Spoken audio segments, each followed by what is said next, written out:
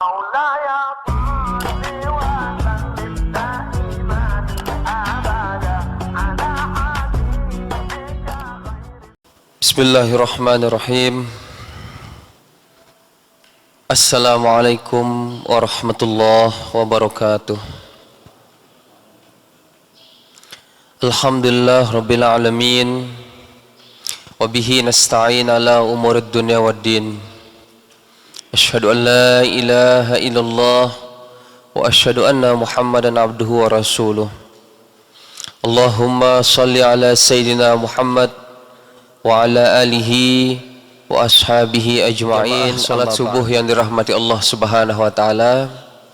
Kita lanjutkan kembali pengajian Jumat subuh pagi kita. Pada pagi hari ini kita masuk hadis nomor 1012.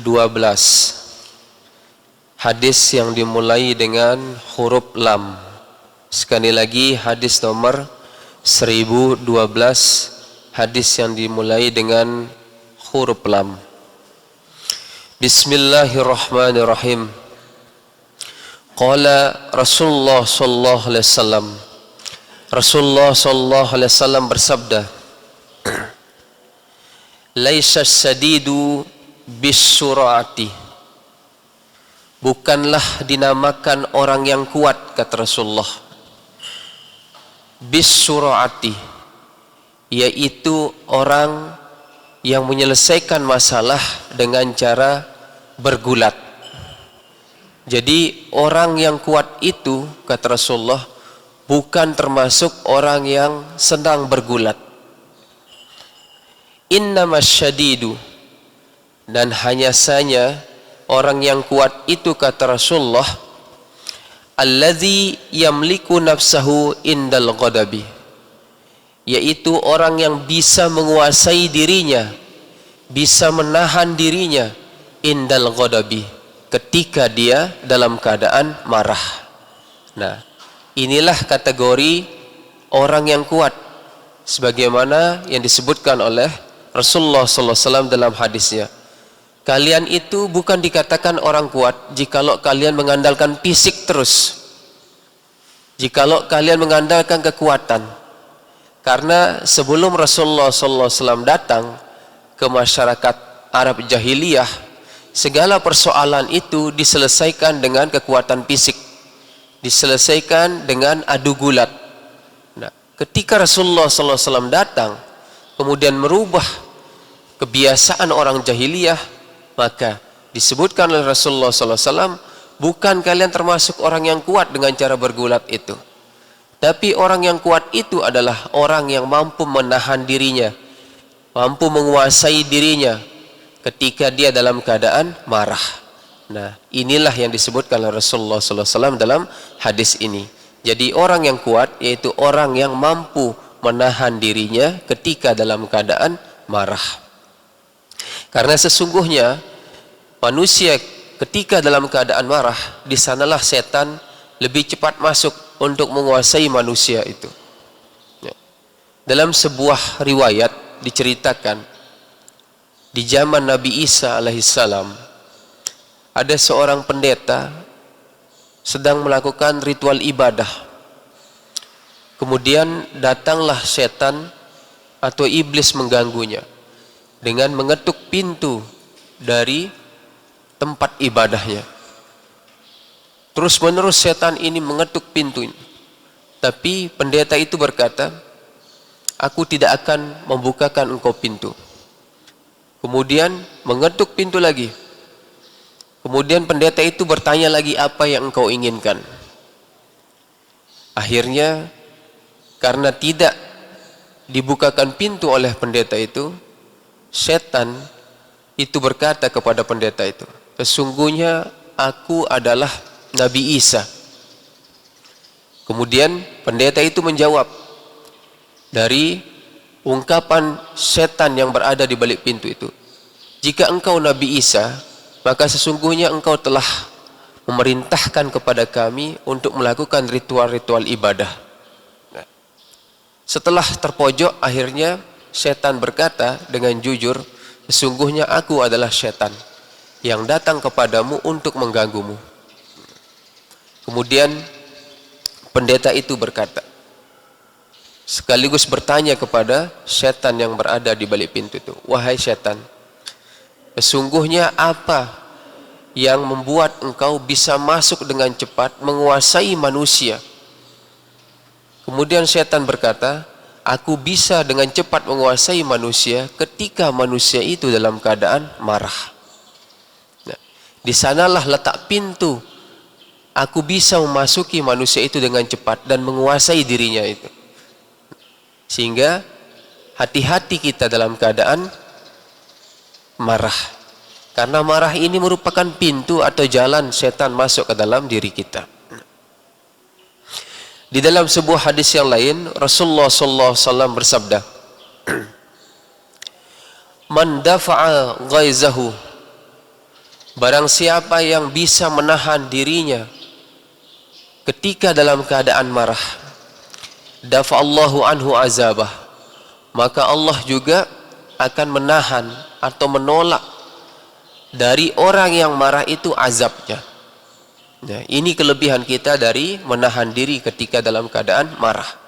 Nah, di dalam sebuah hadis qudsi juga disebutkan, Allah Subhanahu wa taala berfirman, wahai anak Adam, ketika engkau dalam keadaan marah, maka ingatlah kebaikan-kebaikan yang aku telah berikan. Ini firman Allah. Dan ketika aku dalam keadaan marah, firman Allah, maka aku juga akan mengingat kebaikan-kebaikan yang telah engkau lakukan.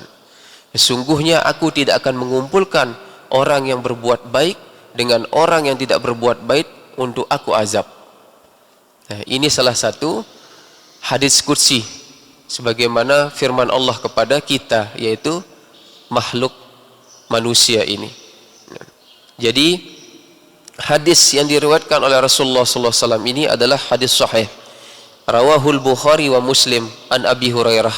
Hadis ini diriwayatkan oleh Imam Bukhari dan Imam Muslim dari Abu Hurairah radhiyallahu anhu.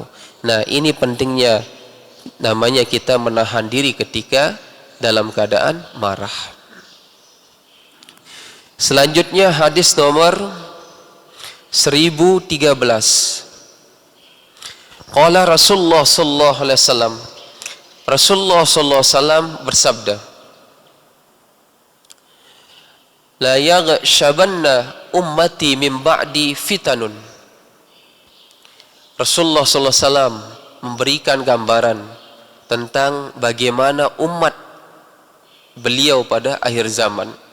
Beliau bersabda, la yaghshabanna ummati, umatku ini, kata Rasulullah, akan diselimuti min ba'di, setelah wafatku itu diselimuti dengan apa? Fitanun, yaitu dengan fitnah-fitnah. Nah, tanda akhir zaman ini muncul banyak sekali namanya fitnah-fitnah. Kaqita'il laili al-muslim.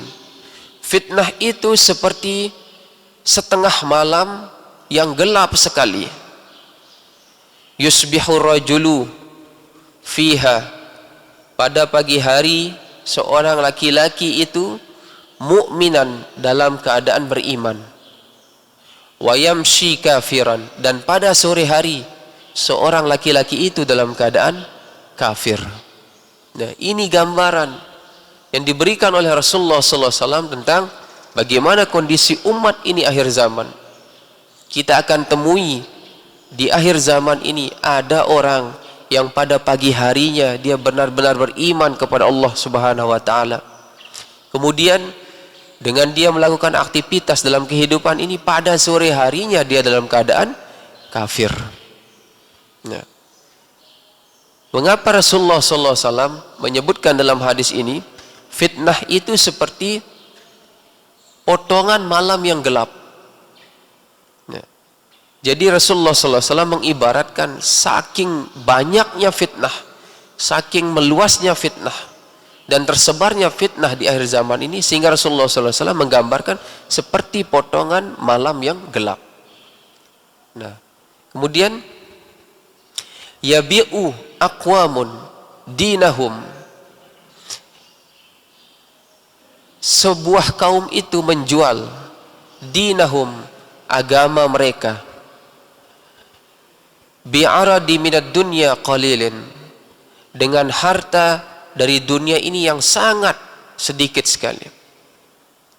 Nah, ini kita temukan di akhir zaman, ada orang yang menjual agamanya, artinya menjual keimanannya ini untuk hal-hal yang dapat memuaskan dirinya hanya untuk dunia. Nah, ini maksudnya dia menjual agamanya. Mereka gadekan iman mereka semata-mata untuk kepuasan nafsu, untuk mengejar dunia. Nah, ini tanda-tanda dari akhir zaman yang akan terjadi sebelum datangnya Dajjal. Ketika dunia ini sudah diliputi oleh fitnah, manusia tidak berpegang lagi terhadap agama. Kemudian iman mereka tergadaikan, dibeli iman mereka itu dengan mudah. Pada pagi hari mereka beriman, sore harinya mereka kafir. Nah, ketika terjadi semua itu pada umat Nabi Muhammad, maka Dajjal muncul pada saat itu. Ketika iman kita sedang goyah, di sanalah Dajjal dengan cepat masuk ke dalam diri kita, menggoda kita. Nah, sehingga pada akhir zaman nanti yang kita butuhkan itu untuk menangkal Dajjal, menjaga diri kita dari Dajjal itu cuman ucapan subhanallah walhamdulillah wala ilaha illallah wallahu akbar. Itulah makanan pokok dari iman kita agar kita terhindar dari namanya Dajjal. Sehingga Rasulullah SAW mengajarkan kita sebuah doa. Doa ini sudah masyhur agar kita terhindar dari fitnah Dajjal, yaitu Allahumma inni a'udzubika min azabil qabri wa azabin nar wa a'udzubika min fitnatid Dajjal. Ya Allah, aku berlindung kepadamu dari azab kubur dan azab neraka, dan aku pula berlindung kepadamu dari namanya fitnah Dajjal. Nah, ini hati-hati, ini tanda-tanda akhir zaman. Di samping satu hadis yang disebutkan oleh Rasulullah SAW, banyak sekali tanda-tanda akhir zaman yang disebutkan dalam hadis. Di antaranya dalam hadis disebutkan juga tanda-tanda akhir zaman itu merebaknya zina. Jadi orang berzina itu di akhir zaman itu tidak memiliki rasa malu. Bahkan kita lihat di media-media sosial, itu zina itu sudah menjadi sesuatu yang tidak ada rasa malu untuk dilakukan. Bahkan suatu kebanggaan dalam diri orang yang melakukan itu. Nah, ini tanda-tanda dari akhir zaman. Di tengah kekacauan dari dunia ini, maka pondasi kita yang kuat itu adalah agama. Sehingga benar sekali Rasulullah SAW bersabda bahwa sebaik-baik generasi, kata Rasulullah, adalah generasi pada zamanku, kemudian setelahku, kemudian setelahku, kemudian setelahku. Nah, makna setelahku ini berarti adanya penurunan kualitas iman dari umat beliau. Termasuk kita, ini umat akhir zaman. Cepat sekali kita digoda dengan ini dan itu, sehingga kita namanya menggadaikan agama. Artinya menjual agama kita untuk nilai dunia yang sangat sedikit ini. Nah, ini kita perlu namanya hati-hati dalam menghadapi akhir zaman ini. Rawahul Hakim an Ibnu Umar. Hadis ini diriwayatkan oleh Hakim dari Ibnu Umar. Di dalam hadis yang lain, Rasulullah SAW menggambarkan tentang bagaimana akhir zaman ini terjadinya fitnah. Di dalam hadis lain Rasulullah SAW bersabda, "Tu'rabul fitani 'alal qulubi kal hasiri audan audan." Didatangi akan fitnah umat Nabi Muhammad ini, alal qulubi, di dalam hati mereka itu, kal hasiri audan audan, seperti gulungan tikar yang dianyam secara audan-audan, secara sedikit demi sedikit.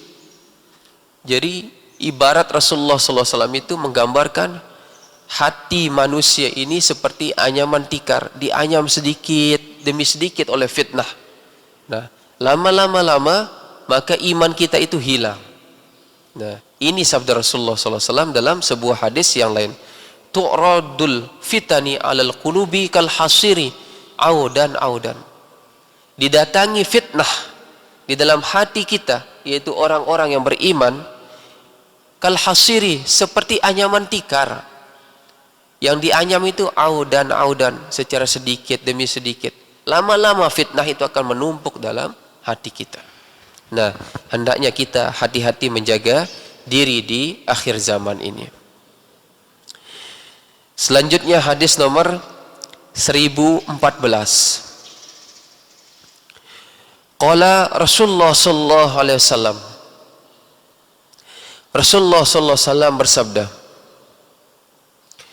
"Allazi tafutahu salatul asri ka'annama wutira ahluhu wa maluhu." Allazi tafutahu, bermula orang yang meluputi, artinya orang yang tidak melakukan salatul asri, yaitu salat asar, ka'annama wutira ahluhu wa maluhu, seperti dia hilang hartanya dan keluarganya. Jadi Rasulullah SAW menggambarkan orang yang tidak melakukan sholat asar, artinya meninggalkan untuk mengerjakan sholat asar secara sengaja, atau mengerjakan sholat asar di luar waktu sholat asar itu, maka Rasulullah SAW menggambarkan seakan-akan ia telah kehilangan keluarganya dan hartanya. Nah, sekarang menjadi pertanyaan kita, kenapa Rasulullah SAW menggambarkan hadis ini dengan sholat asar, bukan sholat yang lain, yaitu sholat wajib yang lain? Karena menurut ulama, sholat asar ini merupakan satu waktu yang mana manusia itu banyak digoda sekali dengan aktivitas dunia untuk melakukan hal-hal yang tidak bermanfaat. Jadi aktivitas kita pada waktu siang menjelang sore itu banyak sekali untuk kita lakukan.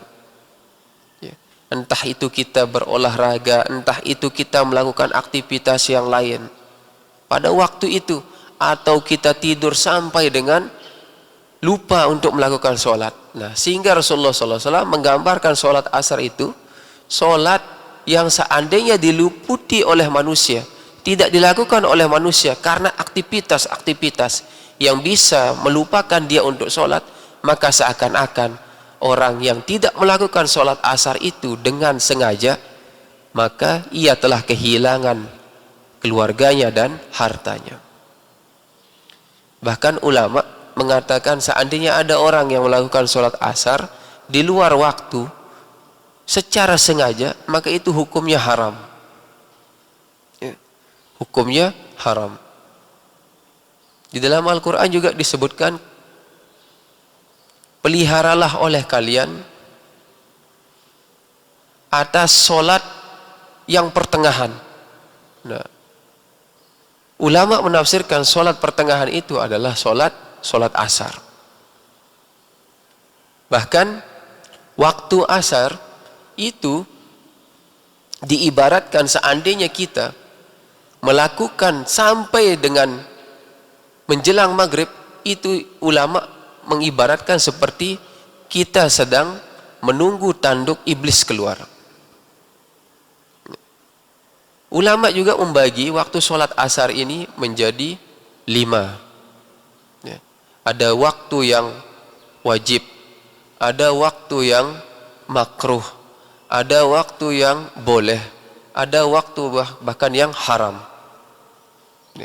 Nah, ini ulama membagi. Jadi hati-hati ketika kita melakukan namanya sholat asar. Tapi yang paling bagus yaitu kita melakukan sholat di awal waktunya. Sebagaimana sabda Rasulullah SAW, ahabbul a'mali ilallah as-sholat li awali waktiha. Sebaik-baik amal yang dicintai oleh Allah yaitu kita sholat pada awal waktunya. Nah, jadi pelihara sholat asar kita, karena sholat asar ini banyak orang dilalaikan dengan aktivitas keduniaan. Adapun sholat subuh, kita banyak dilalaikan dengan tidur. Kenikmatan tidur itu yang kita dilalaikan untuk tidak melakukan sholat subuh. Rawahu Syaikhani. Hadis ini diriwayatkan oleh Syaikhan. Selanjutnya hadis nomor 1015. Qala Rasulullah sallallahu alaihi wasallam. Rasulullah sallallahu alaihi wasallam bersabda, Allazi yahnuku nafsahu yahnukuha finnar. Bermula orang yang membunuh diri dengan cara yahnuku, dengan cara mencekik dirinya, yahnukuha finnar, maka kelak dia akan mencekik dirinya juga di dalam neraka. Wallazi yat'anuha, dan orang yang menikam akan dirinya, yat'anuha finnar, maka kelak juga dia akan menikam dirinya di dalam api neraka. Jadi bagaimana gambaran kematian kita, yaitu dengan cara membunuh diri, maka itulah gambaran kita kelak di dalam neraka. Jikalau kita mencekik diri kita sampai kita mati, atau kita menikam diri kita, membunuh diri kita dengan benda tajam, maka seperti itulah gambaran kita kelak di dalam neraka. Makanya hati-hati jikalau kita frustasi, jikalau kita dalam keadaan susah, sudah kembali saja kepada agama. Serahkan semuanya kepada Allah Subhanahu wa taala. Jangan sampai kita mengakhiri hidup kita dengan cara kita membunuh diri.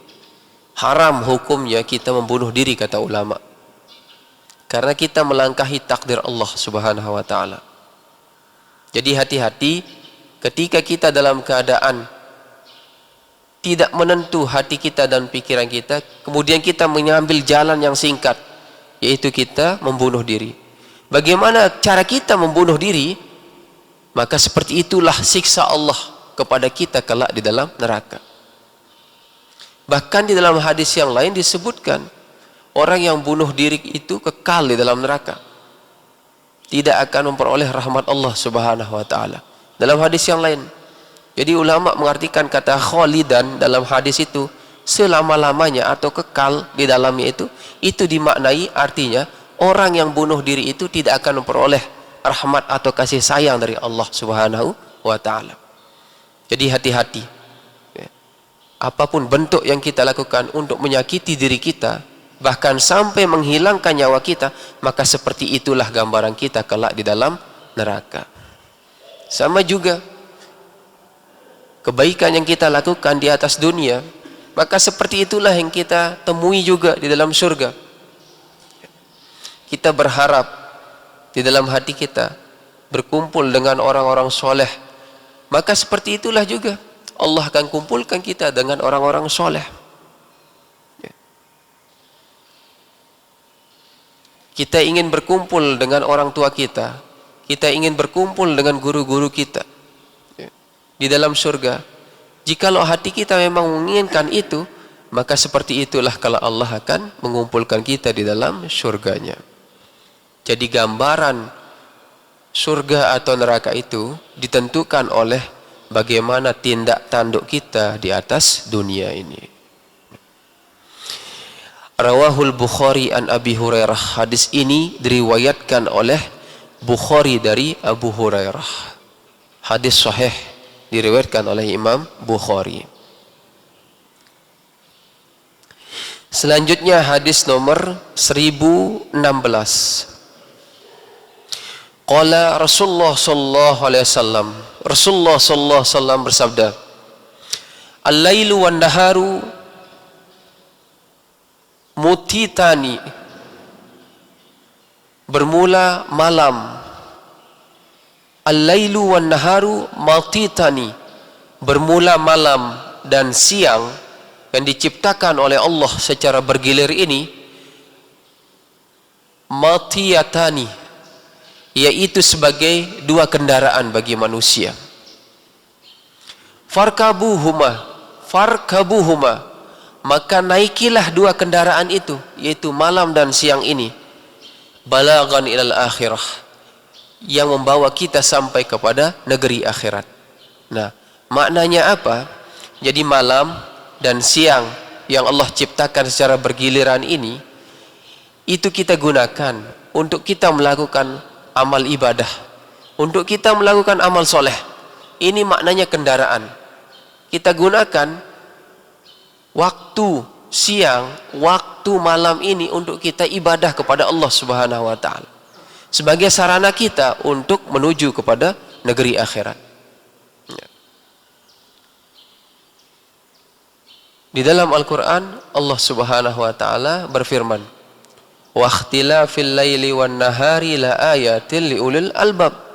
Pada pergantian malam dan siang ini, itu terdapat tanda-tanda kekuasaan Allah bagi ulil albab, bagi orang yang dikaruniai akal oleh Allah Subhanahu wa taala.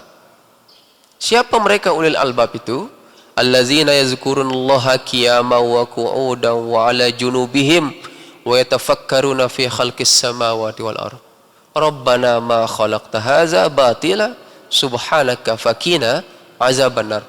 Yang disebut ulil albab itu dalam Al-Quran surat Ali Imran ini, yaitu orang yang senantiasa mengingat Allah melalui pergantian malam dan siang ini, baik dalam keadaan berdiri, dalam keadaan duduk, dalam keadaan berbaring, seraya mereka berkata, Rabbana ma khalaqta hadza batila.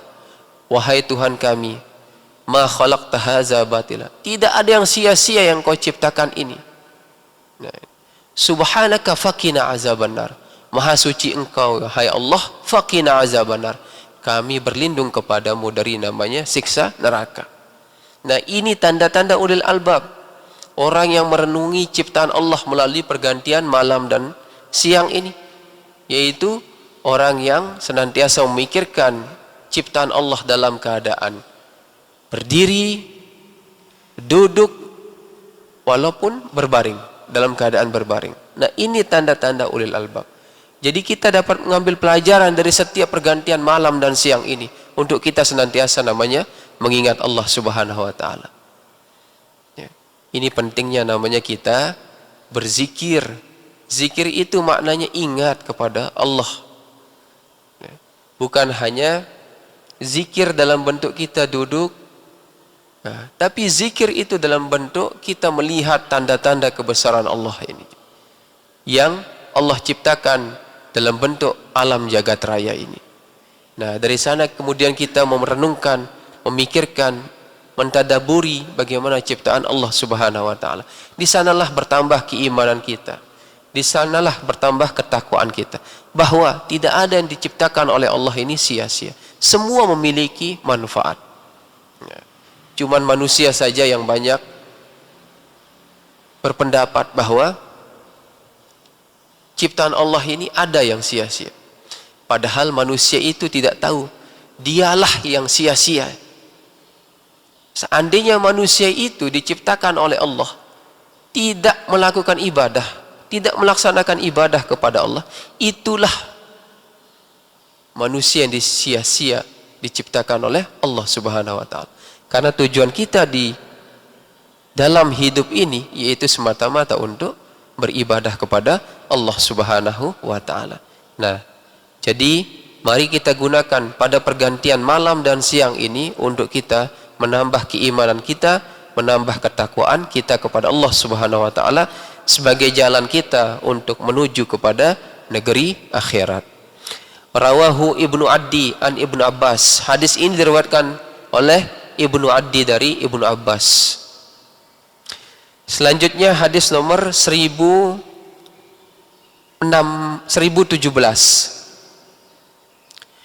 Qala Rasulullah sallallahu alaihi wasallam. Rasulullah sallallahu alaihi wasallam bersabda, la ya'tiyanna 'alan nasi, akan datang, kata Rasulullah, kepada manusia zamanun, suatu zaman, yatufur rajulu, ada seseorang itu berkeliling, fihi bis sadaqati minaz zahabi, seseorang itu berkeliling dengan membawa sedekah yang mana sedekah itu berupa emas. Summa la yajidu ahadan, ketika seseorang itu berkeliling dengan membawa sedekah dari emas itu, la yajidu ahadan, dia tidak mendapati seorang pun untuk diberikan sedekah dari emas itu. Ya'khuzuha minhu, yang dia bawanya. Nah. Wa yura rajulu al-wahidu, dan dilihatlah seseorang laki-laki, yatba'uhu arba'una imra'atan, yang mana seorang laki-laki itu membawa 40 wanita.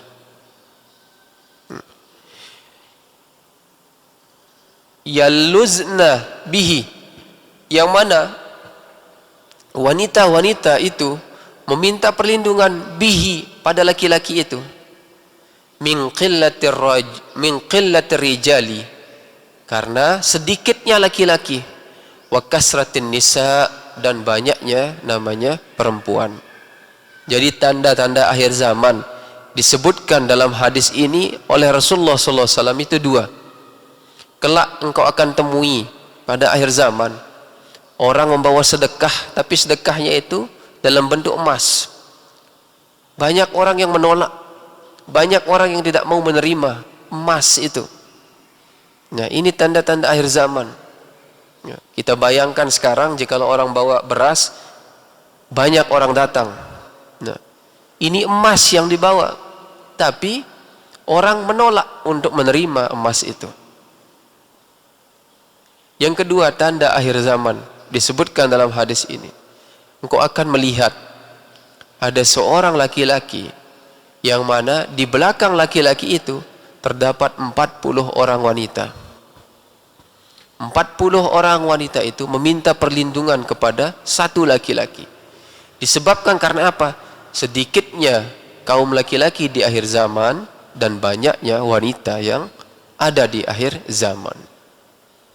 Nah, ini salah satu tanda dari kiamat yang diprediksi oleh Rasulullah SAW yang akan terjadi pada umat Nabi Muhammad SAW. Nah. Rawahu Syaikhani, hadis ini diriwayatkan oleh Syaikhan.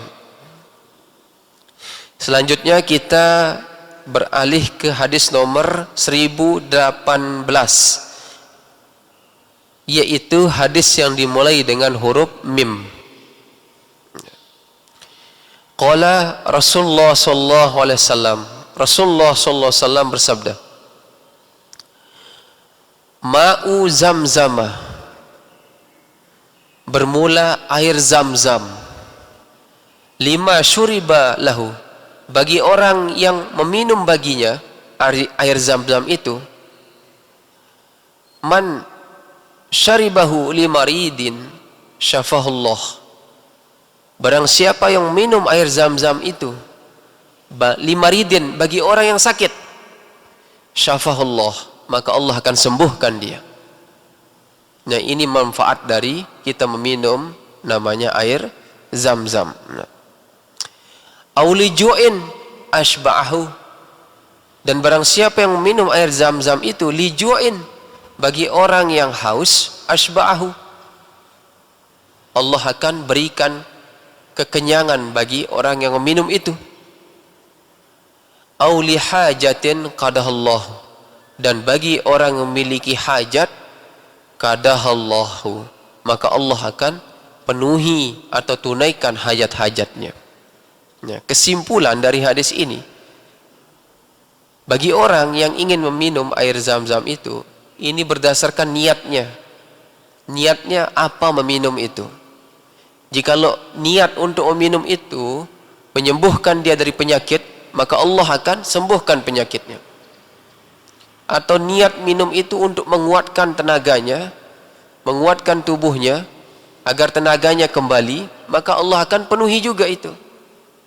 Atau dia berniat dengan meminum air zam-zam itu, segala usahanya atau segala bentuk kesusahan hidupnya dimudahkan oleh Allah, maka Allah juga akan tunaikan apa yang menjadi niatnya itu.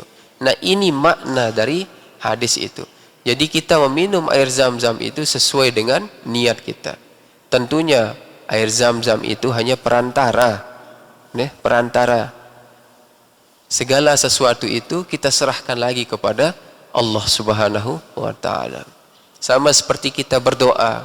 Doa ini adalah perantara kita. Mengapa disebut perantara? Karena Allah itu suka mendengar rintihan atau niat-niat yang keluar dari lisan-lisan manusia. Itu yang Allah senang dengar. Engkau datang kepadaku, mengadu kepadaku, itu aku lebih senang, kata Allah. Nah, sama seperti kita meminum air zam-zam ini. Air zam-zam ini adalah perantara kita untuk kita melepaskan niat. Adapun segala sesuatunya itu kembali kepada Allah Subhanahu wa ta'ala. Rawahu al-Mustaghfiri an Jabir. Hadis ini diriwayatkan oleh al-Mustaghfir dari Jabir. Hadis nomor 1019 sama dengan hadis nomor 1018. Qala Rasulullah sallallahu alaihi wasallam, ma'u zamzam shifaa'un min kulli da'in. Bermula air zam-zam itu adalah shifaun, obat, min kulli da'in, dari tiap-tiap namanya penyakit. Nah, jadi obat air zam-zam itu dari segala penyakit yang kita alami. Kemudian hadis yang terakhir, hadis nomor 1020. Qala Rasulullah sallallahu alaihi wasallam. Rasulullah sallallahu alaihi wasallam bersabda, ma'amana bi, tidaklah beriman seseorang bi kepadaku, kata Rasulullah. Tidak dikatakan orang itu beriman kepadaku, yaitu beriman kepada Rasulullah. Siapa mereka? Man bata sya'bana, yaitu orang yang perutnya kenyang, orang yang perutnya terisi. Wajaruhu ja'iun ila jambihi, sedangkan tetangganya itu perutnya dalam keadaan lapar. Nah, ini kata Rasulullah, bukan dikatakan orang yang beriman kepadaku, yaitu beriman kepada Rasulullah, yaitu orang yang memiliki tetangga ketika tetangganya dalam keadaan lapar sedangkan dia dalam keadaan kenyang. Itu bukan termasuk dari golonganku, kata Rasulullah. Jadi bukan termasuk orang yang benar-benar beriman kepada Rasulullah. Wa huwa yu'lamu bih, dan dia mengetahui bahwa tetangganya itu dalam keadaan lapar. Nah, ini namanya hakul jar alal jar. Hendaklah kita mengetahui hak tetangga atas tetangga. Dan salah satunya adalah bagaimana kita mengetahui kondisi tetangga kita di sebelahnya, apakah dalam keadaan lapar ataupun dalam keadaan kenyang.